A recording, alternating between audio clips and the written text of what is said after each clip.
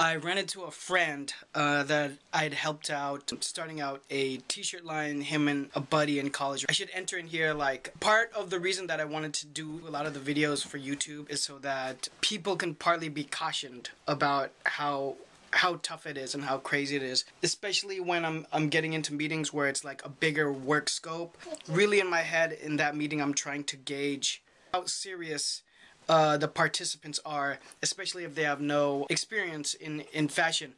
You hear me echo this all the time, but it's very tough as like a design professional when people read stories or they see other people do a clothing line, and I don't know where they get the concept that it's so easy to do. You know, so I want to set up a lot of guidelines because I'm the biggest proponent of going for your dreams, and it's why I like to speak, you know, in high schools and colleges, especially if you're already in art school, then to some degree you've realized that you want to be a creative professional. Kind of that topic of, one, professionalism, and two, the longevity of what a project or what a clothing line could actually is from a logistical standpoint, and not a creative and kind of passion and all of these things that are a bit of X factors. Now, you need passion and you need all of those things, but obviously you need a logical step process. You need a business plan and you need financial forecasting to see if the project is going to work. In any case, I ran to my buddy, helped him with t-shirts. So they ran their first batch of shirts and they sold it, and my friend had told me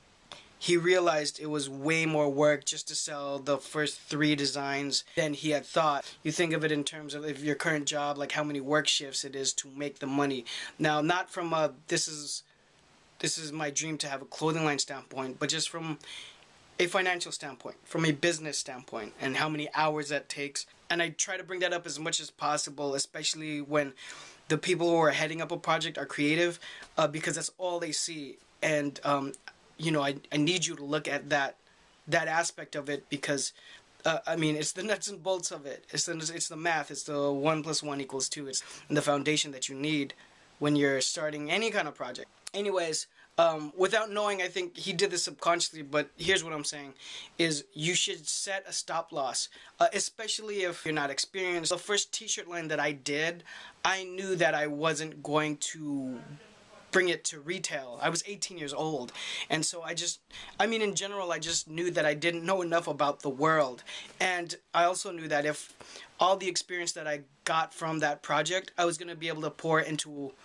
another clothing line, something that I was more serious about and a little bit older and more seasoned. I didn't know I was doing it then, but I set a stop loss where this t-shirt line is going to give me experience, and I used it as a resume to get me into the industry, as, you know, a working resume, show determination and all of those things, and to learn my computer programs. If you have the feeling at all that you're not sure, it's a smart instinct for you to set up a stop loss and to really evaluate, you know, and monitor what the progress is. Okay, in 6 months, 3 months, or really sit down with the hardcore numbers and take a look at that from an analytical standpoint. And creative people hate to do that. They hate to do that. So hopefully someone in the partnership is more about the numbers, you know. Sometimes you'll get a weird hybrid of a person like me that likes the analytical just as much as the creative, but it's important. It's really important, because you don't want, I mean, you can easily blow $100,000 on a clothing line.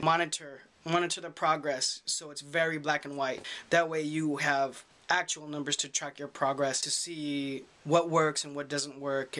That meeting is more important.